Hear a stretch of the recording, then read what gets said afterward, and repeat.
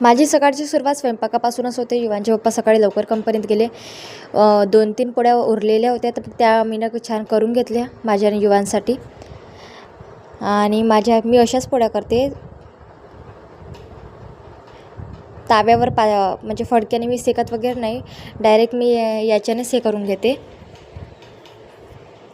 आणि अशाच फुगते माझ्या हातच्या पोळ्या रोजच्या. मग इकडे बाहेर आली तर तो मसाला उरलेला होता, ते मग मी म्हटलं तुळशीच्या झाडाजवळचं थोडं रांगोळी वगैरे काढायला थोडी प्लेन जागा करून घेते म्हणलं. तिथं कचरासुद्धा झालेला होता, कचरासुद्धा उपळून घेतला छान. आणि नंतर मग मसाला भिजवायला घेतला. मसाला ऑलरेडी भिजवूनच होता, मी फक्त थोडं पाणी वगैरे ॲड करून थोडंसं जास्त सिमेंट वगैरे टाकलं आणि छान असं केला. तुळशीच्या झाडाजवळ मी म्हटलं ते विटायचं ते थोडं हे करीन म्हणलं, अशी थोडी भिंतासारखं नाही का, पण ते काही मला करता आलेच नाही. मग मी म्हणलं रांगोळी काढायसाठीच करून घेते थोडंसं. आणि मला रांगोळी काढायला खरंच खूप आवडते, पण जास्त मला काढता वगैरे काही येत नाही, पण कशी पण काढायचा प्रयत्न करते.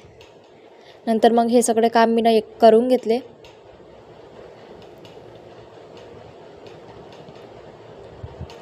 आणि दुसऱ्या जागीसुद्धा तिकडच्या साईडलासुद्धा हे करून घेतलं. तिकडच्या साईडलासुद्धा खूप उगतलेलं होतं. नंतर युवांच्या काकाने युवांसाठी समोसे आणले होते. युवांचा काका उमरेडला गेला होता, त्यामुळे त्याने समोसे आणले होते. आणि युवानीकडे मग समोसे आणले तर त्याला समोसे खूपच आवडतात. आणताबरोबर तो म्हणाला का मी समोसा खातो, आणि तो खायलासुद्धा लागला.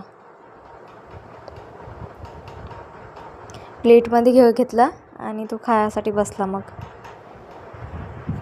युवानला पण समोसे आवडतात आणि मलासुद्धा समोसे जास्त आवडतात. मी प्रेग्नेंट होते, मी तेव्हा जास्त समोसेच खाल्ले असं वाटते मला. मग मीनंसुद्धा समोसा वगैरे छान खाऊन घेतला.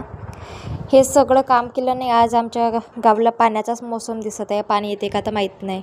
व्हिडिओला प्लीज लाईक करा, सबस्क्राईब करा. भेटू उद्याच्या नवीन